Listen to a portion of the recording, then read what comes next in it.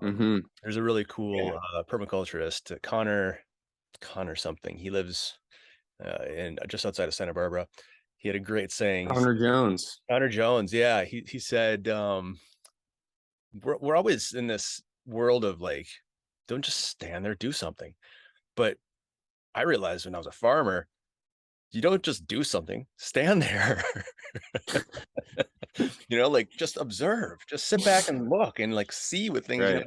people were so addicted to just being busy.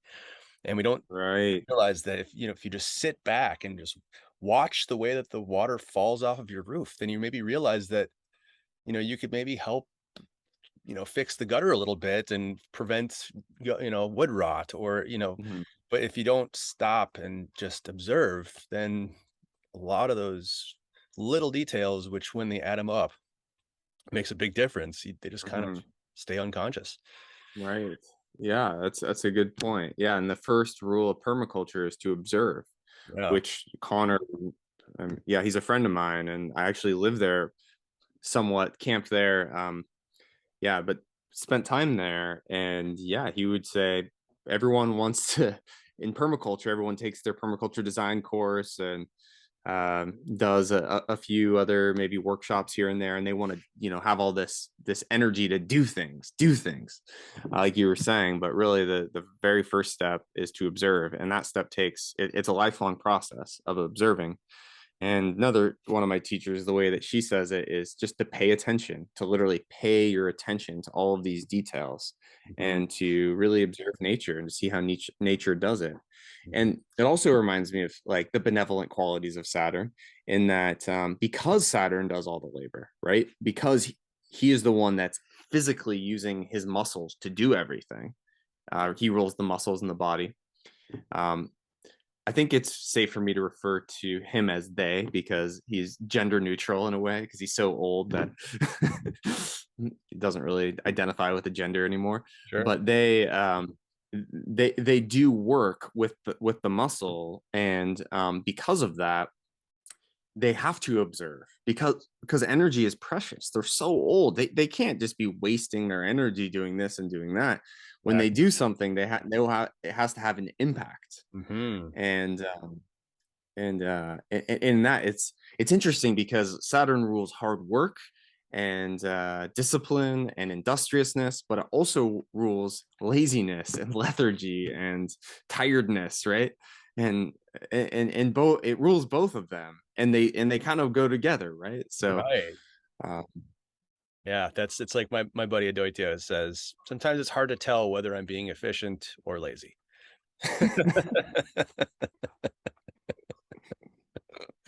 But, up until that point, that little bit right there, it was a great segue into our conversation about going the long distance, because this is the second part of the chapter that is described as a magic spell for the far journey.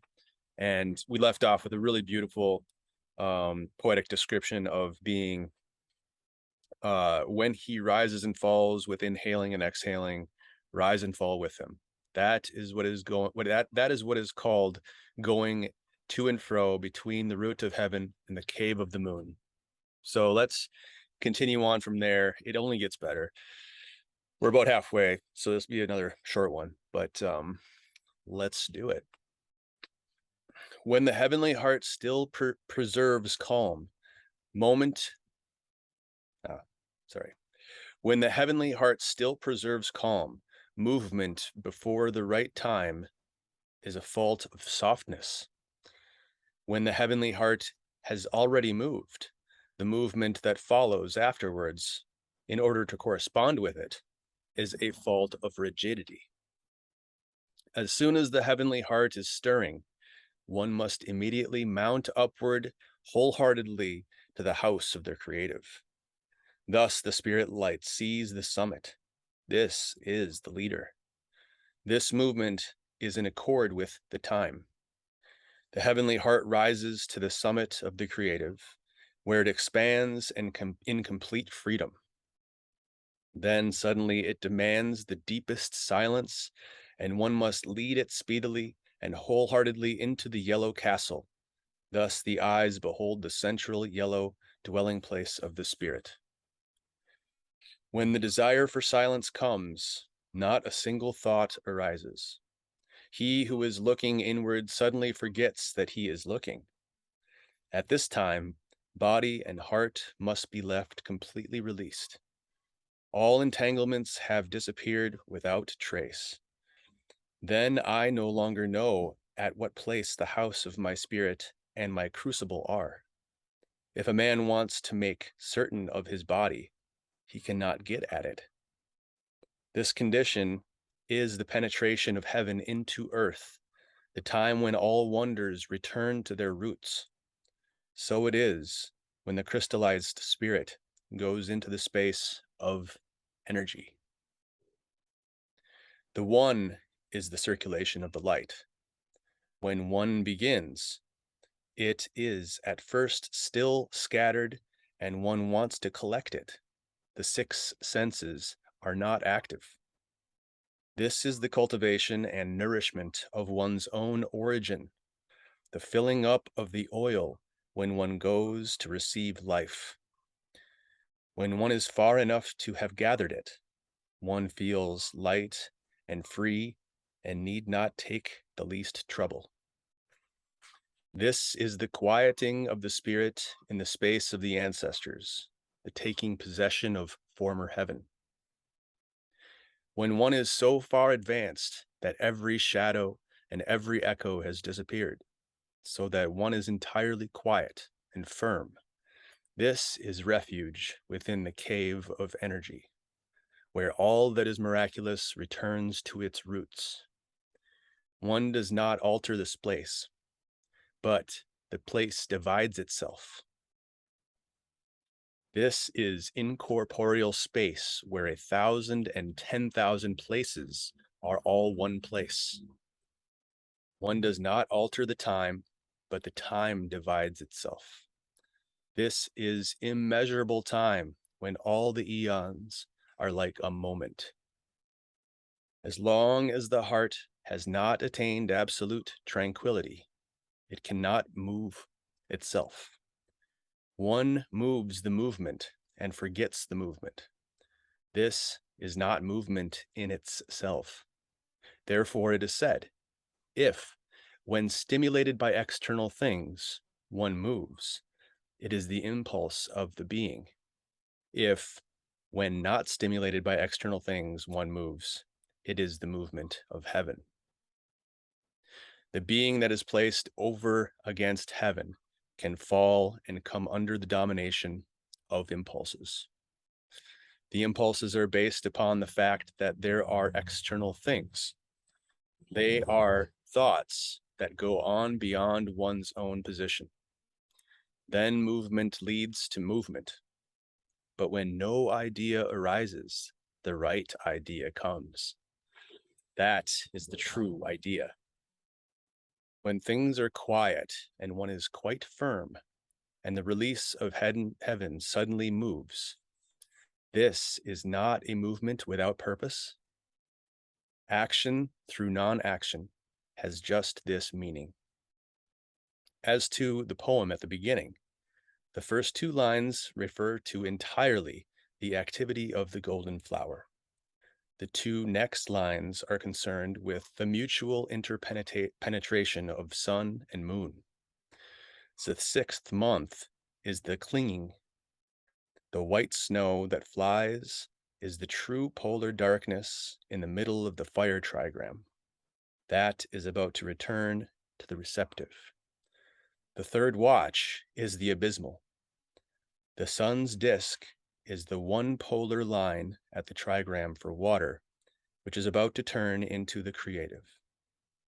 This contains the way to take the trigram for the abysmal and the way to reverse the trigram for the clinging. The following two lines have to do with the activity of the pole of the great wane, the rise and fall of the whole release of polarity.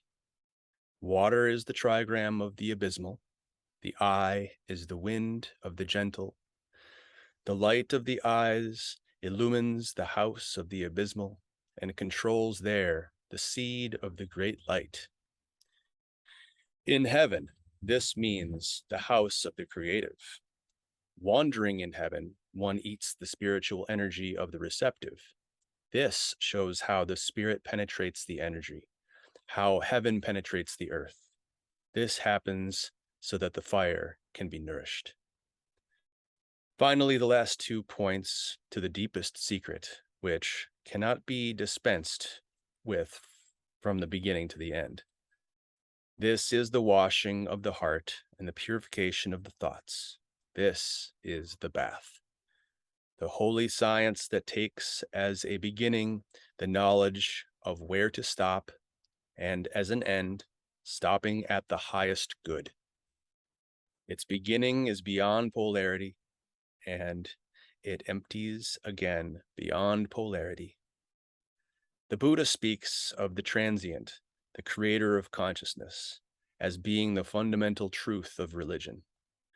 And the whole work of completing life and human nature in our Taoism lies in the expression to bring about emptiness. All 3 religions agree in the one proposition, the finding of the spiritual elixir in order to pass from death to life. In what does this spiritual elixir consist? It means forever dwelling in purposelessness. The deepest secret of the bath that is to be found in our teaching is that confined to work of making the heart empty. Therewith the matter is settled. What I have revealed here in a word is the fruit of a decade of effort. If you are not yet clear as to how far all these sections can be present in one section, I will make it clear to you through the threefold Buddhist contemplation of emptiness, delusion, and the center. Emptiness comes as the first of the 3 contemplations. All things are looked upon as empty. Then follows delusion.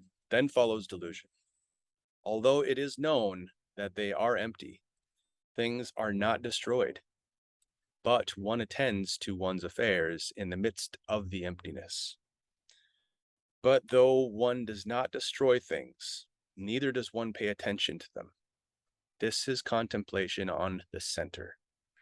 While practicing contemplation of the empty, one also knows that one cannot destroy the 10,000 things, and still one does not notice them.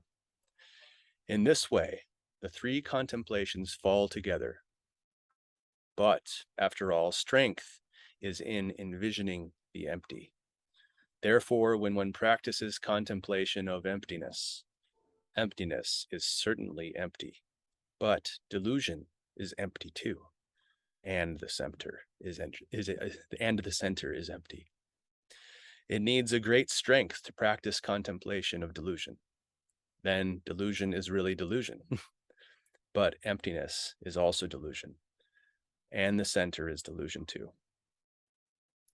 Being on the way of the center, one also creates images of the emptiness. They are not called empty, but are called central.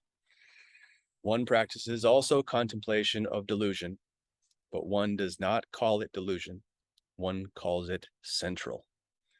As to what has to do with the center, more need not be said.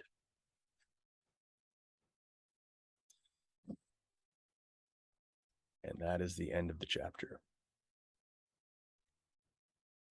So let's go back to the beginning, or back to the start off point. I had some notes that I wrote down just on the first half page, but we start with moving too soon and being too soft, and then moving too late and being too rigid.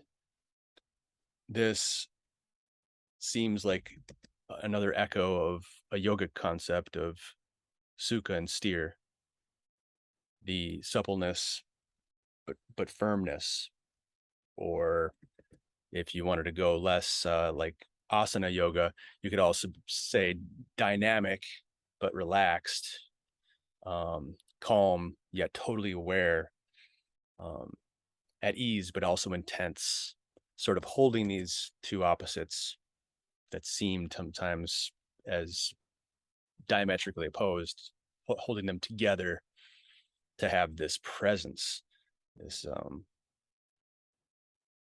this fine line that is drawn between too much and too little. Uh, do you have anything to add to that, or do you have any thoughts on that? Um, No. the second one that came to me was the house of my spirit and crucible. It came to my mind that the symbol of the crucible is a very alchemical image, and it seems to be indicating the Manipur as this place where samana happens, or the digestive, coming together. And then it follows to go further, which seems to confirm my assumption about that. He who is looking inward suddenly forgets that he's looking, and the seeing, sort of in this way, subsumes the seer and the seen. So as our contemplation goes deeper in, it seems as though it's also going deeper down, Mm.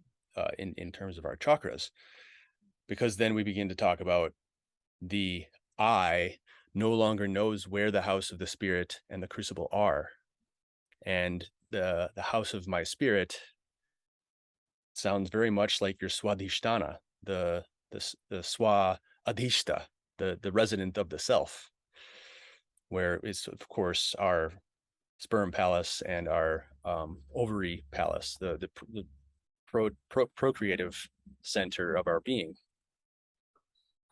And this is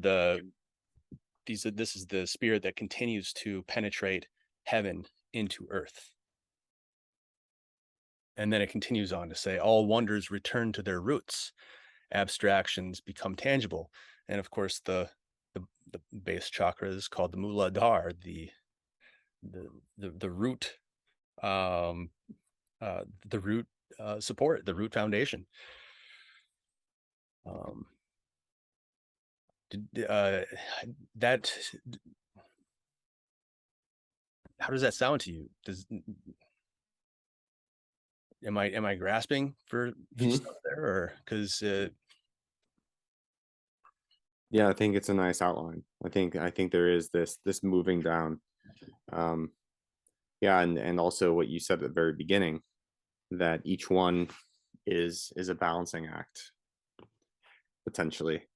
Uh, right, that right, they're each finding this balancing point so that the consciousness, the self-awareness can dissipate, and this flow of spirit consciousness, um it's the primal spirit, can begin to flow in the body in a way where it's not the perceiver that is recognizing there's nothing there to recognize because of these different points in the body that are finely tuned and calibrated through this process. mm-hmm, right, That's yeah, how I interpret what you're saying. agreed. Um, it seemed like it was sort of a relief to me too, because this meditation has felt very heady. Mhm. We get down to the heart, but it also makes sense in from the philosophical perspective of how the tantras deal with chakras. When we do chakra meditations, we begin in the throat and we move down, and then when we get down to the Muladhara, we shoot all the way up to the top. It's the Agnya chakra is the last place we go, and it seems like this is echoing the same sentiment here, where we begin focusing on the nose, but we're bringing our breath, and everything becomes heart centered. And remember, this is the last chapter. This is the culmination of the Secret of the Golden Flower. So we're describing a lot of experience through this author's descriptions. The the pluming the depths as we move down through these energy centers to where we get to the root. And then he describes we begin to contemplate the origin of the senses. And so what came to my mind was these koans, like, what does your skin feel like? What does your nose smell like? What do the back of your eyes look like? What do your ears sound like? We normally are used to saying, well, we hear things from outside, but contemplating the source of the mode of perception, like, is a very peculiar thing to try and do. Like, I was trying to think of a way to describing what does my mind look like from a supreme perspective, like, Mhm. if God licked my mind, what would my mind taste like? What would it look like? What all these inner compartments of all these little peculiarities that we all have of who we think that we are, and these, it's kind of funny to put ourselves on from an outside perspective looking in, and it kind of seems to me a useful way of pluming the origins of how this whole apparatus works.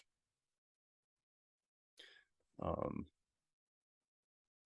did you have any notes on these last passages? Yeah, my main thought on reading it was how, as you've already said, it is this building process, this laying the foundation, almost as if it's a rehashing of things it's mentioned in previous chapters, but now it's piecing it all together to get to this very esoteric place that Hmm. that the chapter ends with. Hmm. Um, so it's laying the framework in it's all metaphysical, but metaphysically it's describing the different elementals of the body, and how and where they're found, and how to balance them, how to acknowledge them, so that um more can be revealed Hmm. um in this very very hard to describe place of no identification with a personality in the experience. And I suppose the journeying through these various places is it helps to unwind the mind from the identifications that the personality so needs to function in this world, and reminding that there is this process of unwinding, and it takes a lot of balancing, a lot of fine tuning, um yeah, a lot of craft, this inner craft, which yeah, is very precise and difficult to do. But Right, there is a framework that then leads to these very esoteric concepts. right, right. Which would be probably a lot more fruitful if we knew more about the I Ching, because these last chapters are very much about the trigrams, and they're very chock full of meaning that I don't know because I haven't studied the trigrams, but I've read a little bit just through the Ernst Wilhelm documentary, which is actually on YouTube and you watch it for free. It's pretty interesting. His daughter, Oh, really? yeah, his Hmm. daughter or granddaughter goes to China, and just to see her uh Ernst's or I'm sorry, Richard's impact, because he's still like considered a, you know they have statues of him and stuff in China, so they talk about the I Ching a little bit, and it's very profound stuff,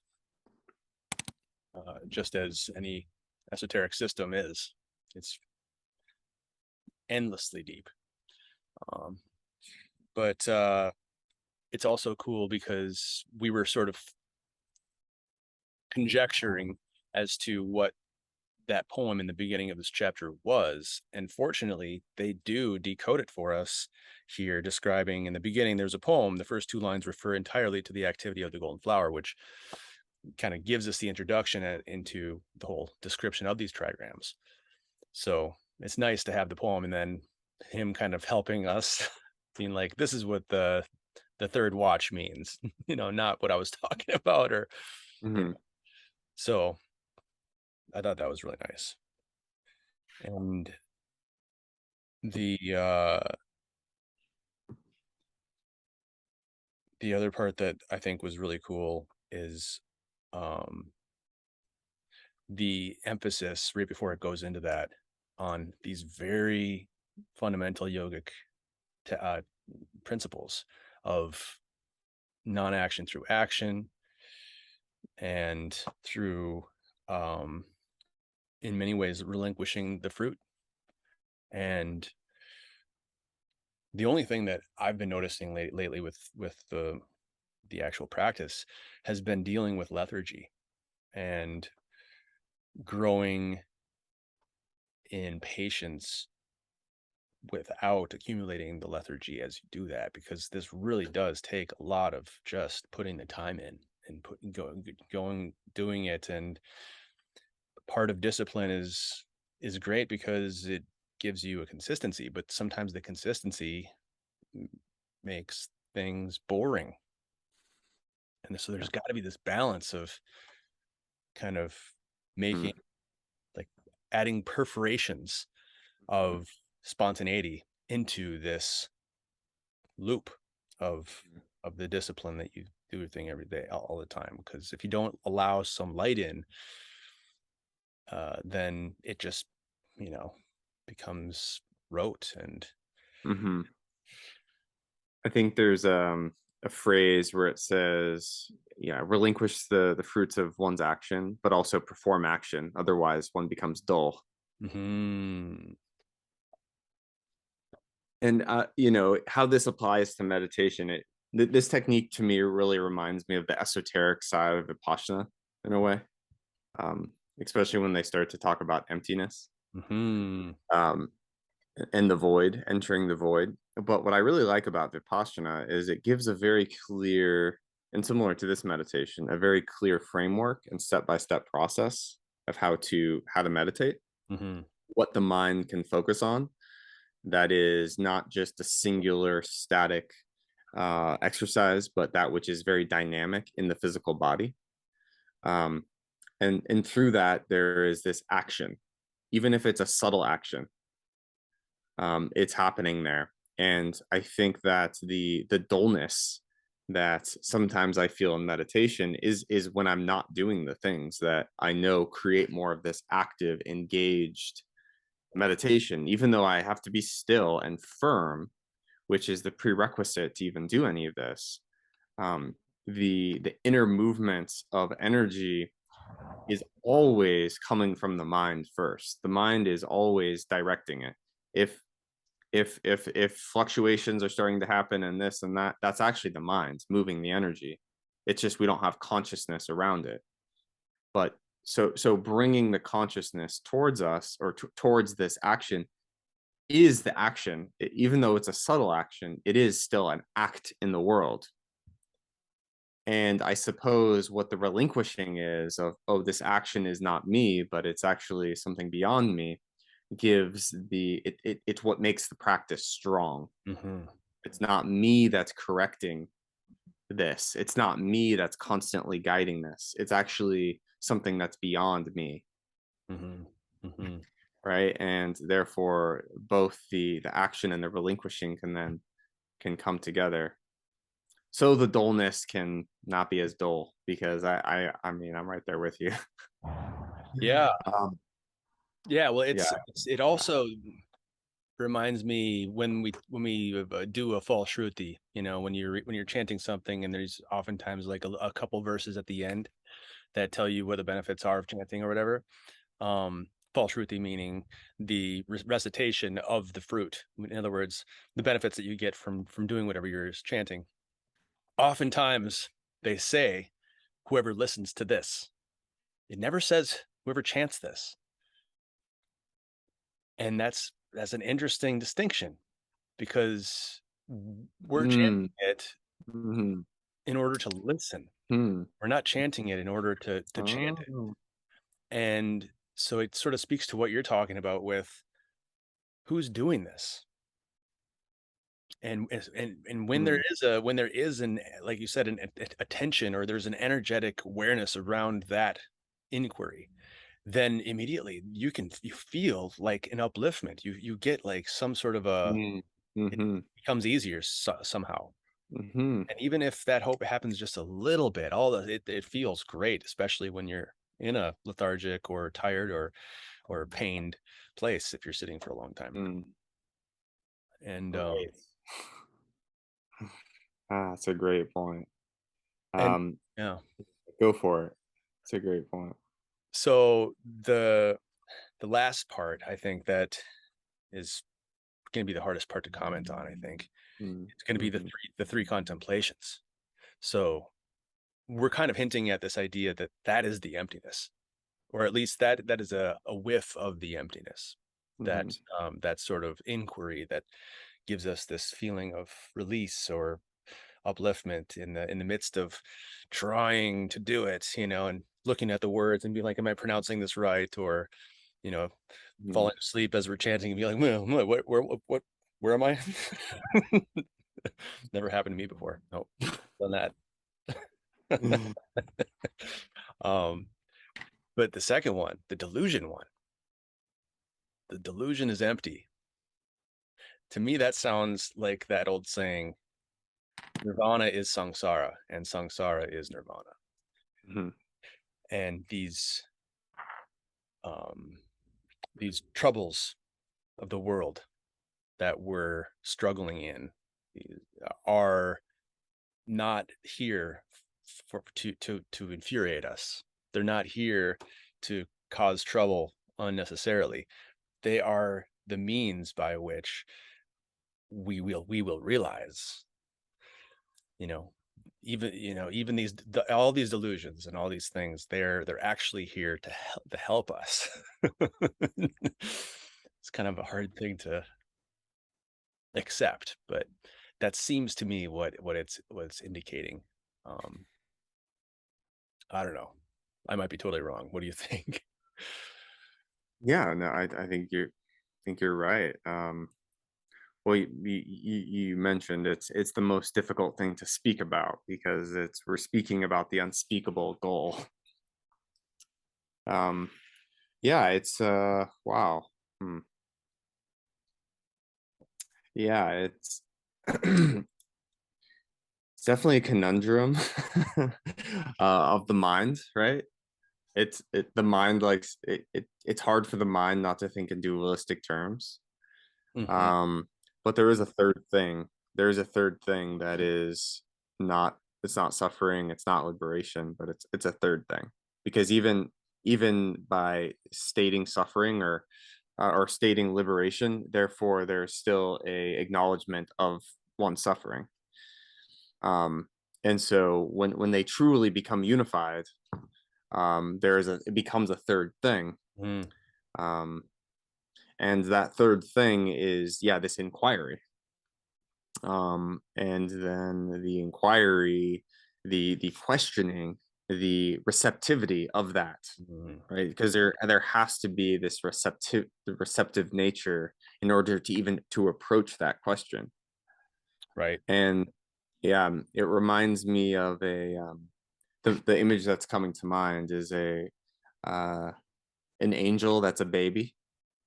I forget what they're called, but they're very Parrots? popular. And what's that? Parrots? Ferrets. Yes, thank you.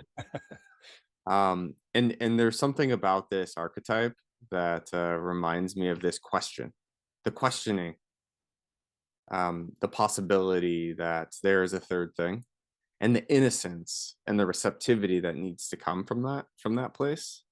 Um, because there's this heaviness when samsara is mentioned, this heaviness where, oh, you don't correct your faults, you're going to continue to be reborn forever and suffer indefinitely.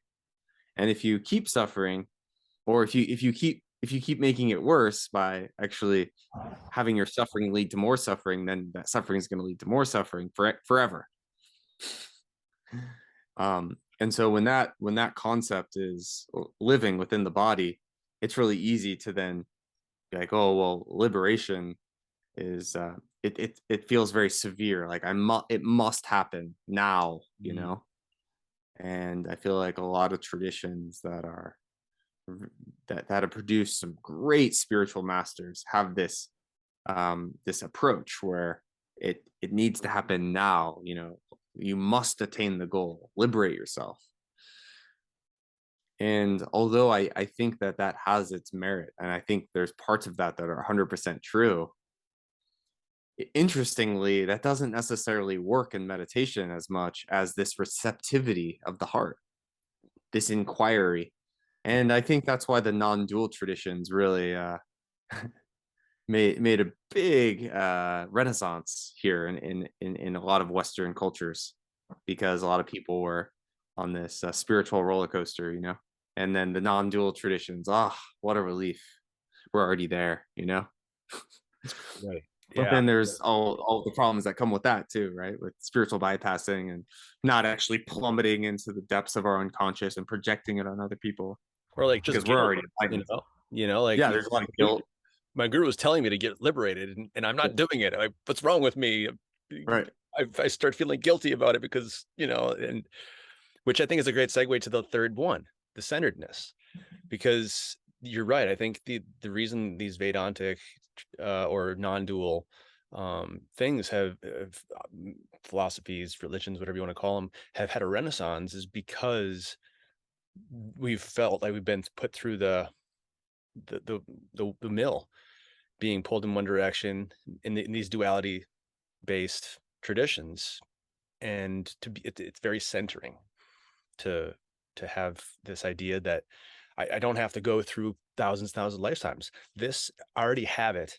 I just have to know it. I just have to realize it, and that can happen like that.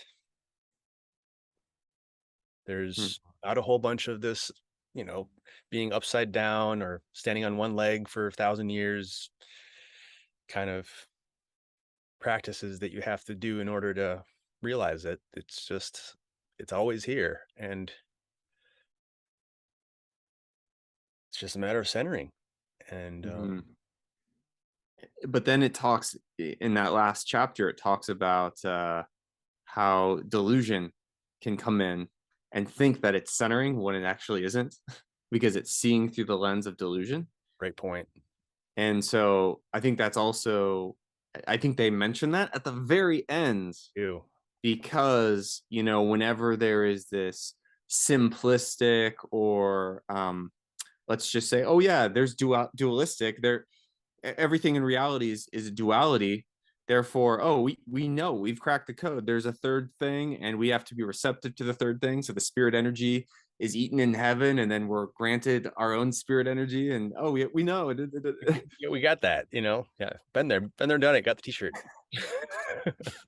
And then, you know, there's something that's you know, the mind is it's such a subtle state that the mind is trying to get to. All of these balance acts have to, you know, it's like a crafts person that's going in there and just getting to work. And you know, you not too much, not too little, you know, checking in the clock, not you know you know, paying just the right amount of time, not too much time, not too little time, you know, breathing just the right amount of air, not too much air, not too little air, you know, being in the heart, not only being in the heart, also being in the mind, you know, like all Yeah. of these different things that have to be just fully attuned.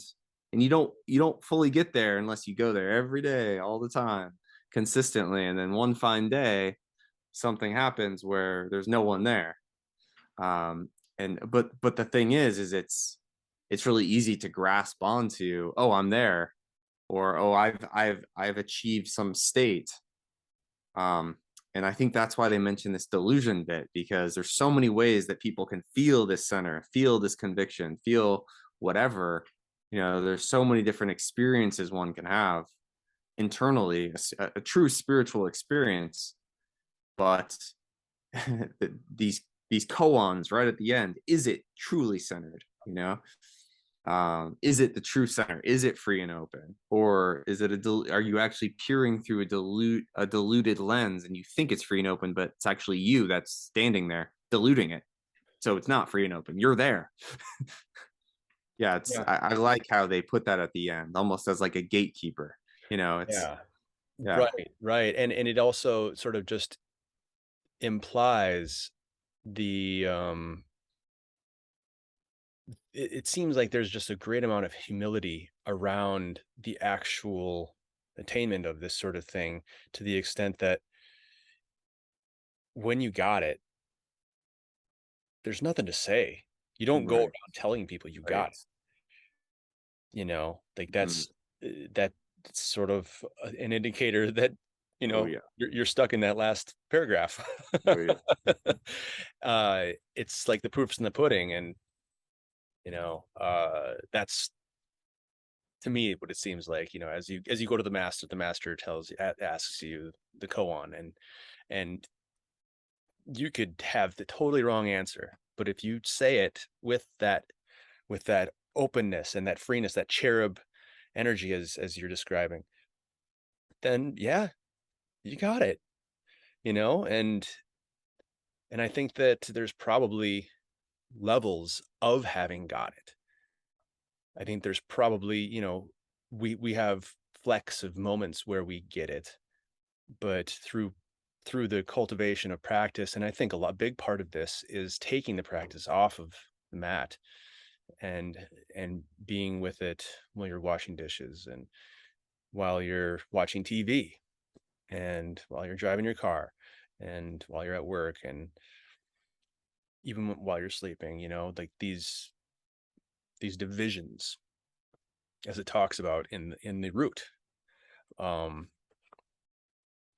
sort of dissolve, and we're always in a meditative state. Mhm. That seems to me like the ideal, or at least the most sustainable way. Because as you said, we can all have these spiritual experiences, but once we get up off our mat, do we just go back into the routine of, okay, now that was when I did that, and now this is when I do this? Or is that perforation of that routine actually percolate into the rest of your day? Mm, mhm.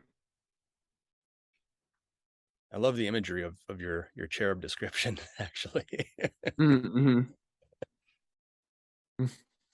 uh, Yeah, yeah, it's almost this something between pity and grace, where you're pitifully asking, but in a graceful way, and that ultimate receptive nature that ultimately becomes playful and lighthearted if it's sincere enough.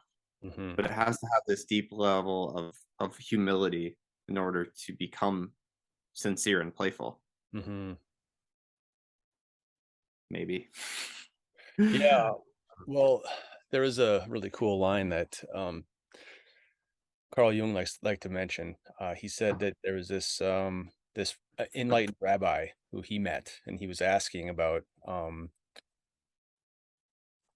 what it was like, to be a rabbi who really was holding. He definitely got it, and he said a lot of his the rabbi told him that a lot of his congregation members would come to him and ask him, you know, our scriptures tell us that God talked to these people all the time. Why doesn't God talk to us anymore? Why did God only talk to us in the ancient times? And the rabbi told the congregation member, it's because you haven't learned how to bow deep enough. You have to bow closer. You have to get closer to the earth. You're looking for God too high. You got to look for God down lower. And I thought that was amazing. Hmm. It's because it's very Jungian in the sense of going into the unconscious, and going. You got to look down. You have to humble yourself Hmm. to these things that you think, oh, those things are below me. Mm.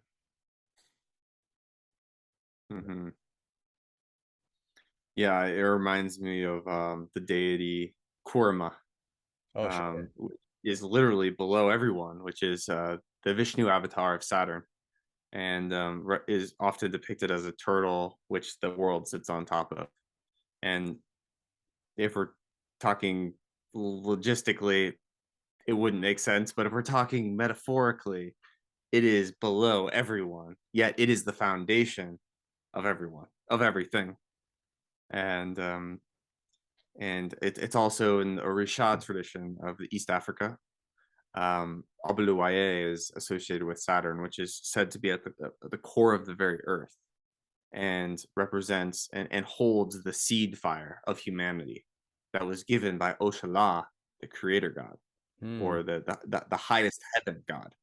But you must, in order to access the high heavens of Oshala and the ranks of Oshala's, gods and goddesses, you must first bow to Abuluwaye at the very center of the earth, who holds the seed kernel of mm, the sacred fire. And wow. so in that tradition too, there's also this dichotomy between this high lofty place, and the receptivity or humility that's needed to get there. And it can't be faked. That's the thing about this stuff. It's when it's actually coming down to who we really are in the innermost place. It's a very private matter, a very subtle thing. And I would like to think that there is an intelligence that knows exactly how to quantify and evaluate all of these subtleties, And yeah, I like your metaphor a lot. This bowing down so deep, you're actually on the earth. Hmm. Hmm. Um, yeah, and knowing that that is the place of worship.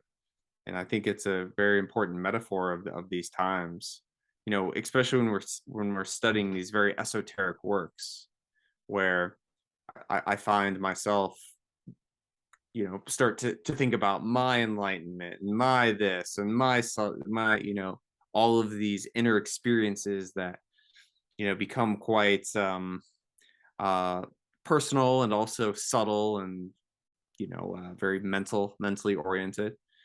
And at the end of the day, this receptivity, this humility is really needed, for any of those teachings to have any context. Hmm. um, So true. So true. There's your description, Oshala. What tradition is that? the Orisha tradition of East Africa. Oh, This East is Africa. the beautiful traditions of East African. It's not specific to one country because those lines were created later, but it's the whole region of Eastern Africa. And it's spread throughout the world. It's huge in Brazil because, of course, because of the influence from Africa there. It's really big in Europe. It's big around the world. But yeah, it's and the thing is, there's many different orishas similar to the Vedic deities, and they don't always line up, right? There isn't always this mapping that happens that overlays perfectly, but there is correlation Right. between them, which is really fascinating. Yeah. Well, it reminds me of the story that I wound up researching for the Agni Puja about Mrityu. And in the beginning of time, Brahma, the creator, um, before he essentially created the mortal and the immortal. So he sort of encompassed both the Eternals and the not Eternals. And then Yama was born. Yama came into existence, Hmm. and Brahma immediately became scared because Yama, or Mrityu, death, um, the part of Brahma that was mortal got scared and turned into water and clay and came down to earth. Mm-hmm. And Mrityu went to the gods and was like, "Why is Brahma afraid of me?" And um, they told him, "Well, he's scared of you because he thinks that you're going to kill him. And he's like, no, no, no, tell him I'm not going to kill him. We're cool. And so they went down to earth and tried to explain that to him. And as they did that, they created this sacrifice. And the interesting, there's a lot of interesting details in this, but one of them is that the building of the sacrificial fire on earth is brick by brick, and part of the process of Brahma eradicating his fear from his mortal self was pouring making muhurtas. And muhurta is described in the Shatavat Brahmana as a space saver. So if you think about a mold for a brick, Mm-hmm. they pour the 7 meters of the Vedas into there. They pour the deities in there. They pour all this Vedic content into this muhurta. In other words, spending time. And then Agni fires it and creates a solid brick. And each brick creates, I think it's like 10,800.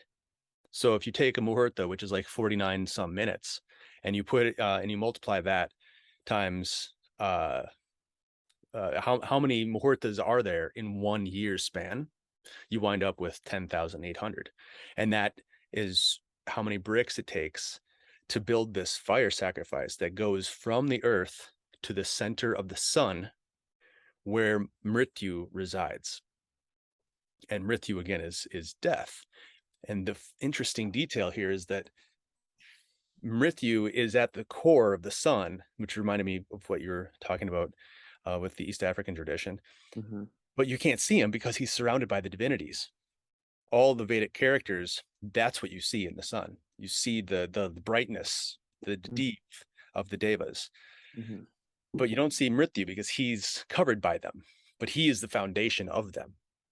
Mm-hmm. And to bring this back to a practicality perspective, this idea of making sacrifice to eradicate the fear of death is what gives us the association with the divinities. Because once we're relieved of that, when we enter the center of the sun and we join the retinue of the shining ones. Mm-hmm. Mm. Yeah, it'd be great to talk to you at more depth about how to incorporate this idea into what I like to call appropriate technology or appropriating cultures appropriately by using symbols and archetypes that are relevant in today's culture. Mm-hmm. And the term cultural appropriation is used often, but I like cultural appreciation, where we can merge two cultures and create context for both of them and a richness for both of them. Yeah, and be really fun to talk about different physical items that could be sacrificed in today's culture that could allow people to have this release of this fear of death. And one thing that I want you to think about, an idea, is the difference between petroleum product as a tamasic form of sun's energy, or this death archetype, right? Maybe death, but it also brings life. But it's literally decaying matter, right? And now we're constantly sacrificing it. And what it's doing is it's speeding up time. It's speeding up the perception of time, because we're able to peer more into the future based upon a resource that has allowed us to move faster through time, literally and figuratively. Right. And so I'm wondering, if this is a sacrifice that we're all making, and because of this sacrifice that is a tamasic sacrifice, because of we're spending energy now that was invested millions of years ago. Mm-hmm. And what would it be like to invest energy that is being produced directly from the deities, coming directly from them, and then being given back to them in the form of solar energy, in the form of the original solar energy, which is ethanol, in its most reduced form, as pure carbohydrate created through photosynthesis of plant matter. Yeah, and what would it feel like to offer a sacrifice um, that is sattvic? uh, and would a would the quality of the sacrifice to the fire, right? Because you get in your car and you drive your engine, it's making sacrifices all the time for you, right? All these little combustions of the fire. Mhm. Um, so we're offering a sacrifice that has a different intent. Could that change our consciousness to then help us make more peace with death as a culture? It begs the question, I mean, just, how many unintended consequences come about through Tomasic sacrifice or, unconscious sacrifice really is what I would describe it as, because we generally are becoming more and more of a society that doesn't know where our resources come from. And to do something like that would cut the middleman out and make our energy source closer to home, if not Hmm. at home. Hmm. And that would simplify these these unknowns of, like, the things happening in Ukraine, for instance. A Hmm. big part of what's happening there is about natural resources, and uh, and really the only reason that Ukraine isn't receiving help from the U.S. or from NATO in general is because there are economic consequences to doing that they don't want to have to do. So it's if you remove that relationship that is convenient, but it's not it's obviously creating conflict. It seems like a better way to sacrifice. It seems like a better exchange of energy, so to speak. Hmm. So yeah, I mean, I think that that's a great way of taking metaphysics and making it very physical. um Hmm. Coming up with practical solutions to everyday problems. Hmm. Yeah, and also bringing it back to the metaphysics. Yeah, I'm wondering if what it would look like to have a traditional Vedic sacrifice, and offering offering things that are relevant in today's culture for what resources we're needing, this is just a dream that I have, is to make, as opposed to an offering that is centered around the particularities of the Vedic cultures as it's described in the text, based upon the cultural significance and relevance of said items in the sacrifice. What if each thing was considered more as a pointer or a metaphor to things that are relevant in today's culture based upon place, just like Ayurveda recommends, right? And Charka Samhita is constantly encouraging people to do, is to use the scripture as a reference Mhm. to then make appropriate technologies based upon where one lives.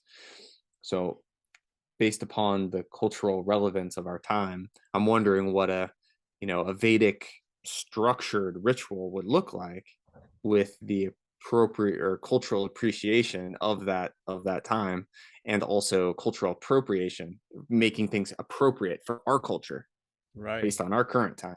What that would look like. Yeah. Well, there's a back those in those times they offered a lot of things. And Hmm. like, they were about cows, they were about gold, they were Hmm. food. um they fed a lot of Brahmins. Hmm. They gave away cattle, gold gilded horned cattle. um they um they were all about a lot about hospitality. Like, Hmm. if a traveling Brahmin came by, they would offer them their own house. They would Hmm. provide them all the ingredients they needed to do a fire ceremony or a soma ceremony. Uh, so yeah, I mean, it's kind of like a lot of it had to do with hospitality, but it also had to do with, like, giving them material wealth.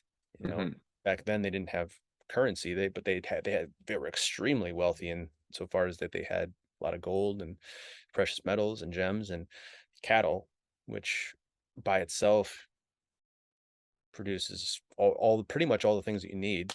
Hmm. Um, Yogurt and milk and butter and cheese if you wanted, and um, they used other parts too, as you know, in Ayurveda. But yeah, it's an interesting and useful, I think, experiment of thought to consider what modern things we would do, and it wouldn't be hard to create new mantras for that either, Hmm. Hmm. and create new symbolism around it. I mean, that's one thing Swami Vivekananda talked about was if we had these enlightened beings that lived back in those days, it makes perfect sense that we would have some in our modern era, you know, and and as the Charak Samhita also says, and as it says elsewhere, you know, it's important for us to keep these things relevant by making them, uh, translating them to the modern day. Hmm. They constantly be updated because the stuff is eternally novel. It's Hmm. ever relevant. Hmm. Um, yeah. Anyway, that Thanks for that. That's a very detailed and insightful response, and I'm excited to chat with you more about that at some point. cool. Yeah. Well, I think I think I have an idea for the next project, but Great. until then, thanks everybody for watching, and I hope you liked the Secret of the Golden Flower. And yeah, I look forward to doing the next project. So stay tuned. Cheers. Cheers.